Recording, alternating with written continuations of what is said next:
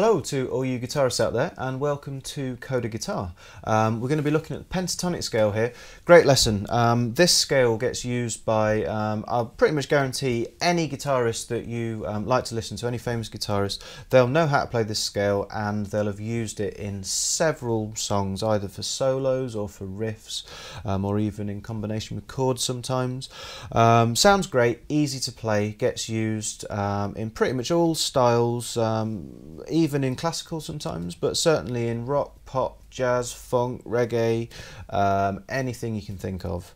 So it is a 5-note scale. Pentatonic just means 5 notes, and the good thing about it is it's got 2 notes per string and it sounds really good.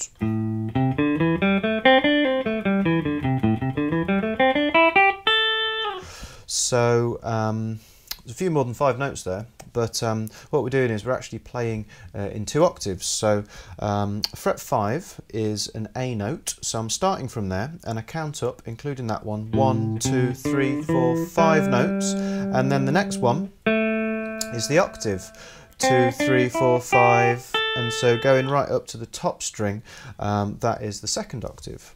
Now, we've covered all this in beginner level. At beginner level, we looked at some open position pentatonics.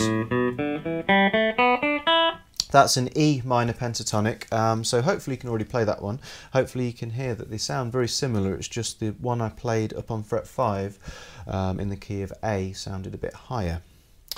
Now also, hopefully you've had a little look at the previous level 1 lesson on a fretted hand position. This is dead useful because it can feel like a proper stretch to start with sometimes if you're not used to playing fretted notes. So it might be worthwhile having a quick look over that before carrying on with this lesson if you've not already done so.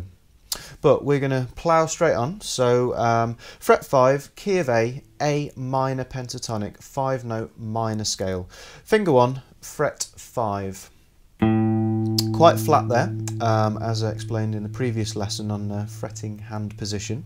Not using too much of the tip of my finger because it's a bit of a stretch round. Thumb is reasonably far down the back of the neck as well. Don't sort of get your thumb right over the top. Keep your fingers as relaxed as possible. Use your wrist, really good for stretching up. And then next note, little finger, fret 8, so 3 frets higher. Okay, that's reasonably flat as well. We don't need to reach around too much with that one. If you can keep both of them pushed down together, that's great, but you can rock between them. You can take the pressure off your first finger, that's fine. First finger is actually going to be playing fret 5 on all of the strings here, so it moves straight down onto fret 5 of the A string, and then 2 frets higher I'm going to be using my 3rd finger this time, and then fret 5 on the D, 3rd finger again, fret 7 on the D, and that is the octave. So A, 2, 3, 4, 5. Next note is another A, it's the high octave. So pause this by all means and try that if you want to. Moving on, we're going straight to fret 5 on the G, and then fret 7, 3rd finger again, and then fret 5 on the B, and then little finger, 3 frets higher, so same as the bottom string, fret 8, and then fret 5 on the top E. And that is the 2nd octave. 1, 2, 3, 4, 5, another A. So we've got A, A, A. So in total, it's a 2-octave scale. Again, this is all explained in the beginner level lessons as well. So it's a bit of a stretch this, so you might want to just take your time, keep your thumb quite far down the back of the neck because it's going to be really, really difficult if you're too tense. Don't sort of lock onto the base of the neck there, keep your fingers like this. If you can see what I'm doing as well, I'm in fact not keeping my hand sort of reaching round in the same position for all the strings, because when I get to string 1, that's a strain if I'm still reaching round as much as I need to for string 6. So I'm just gradually bringing it round there, if you can see. So here's the bottom string.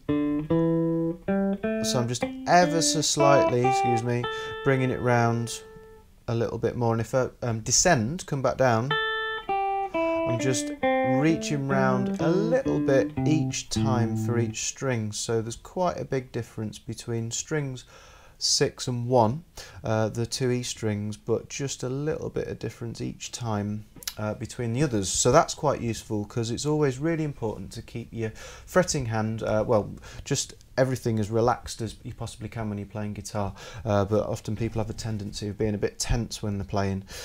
So have a go at that. Take your time with it. It is a bit of a stretch, but just play it in your own time. Go really slowly to start with.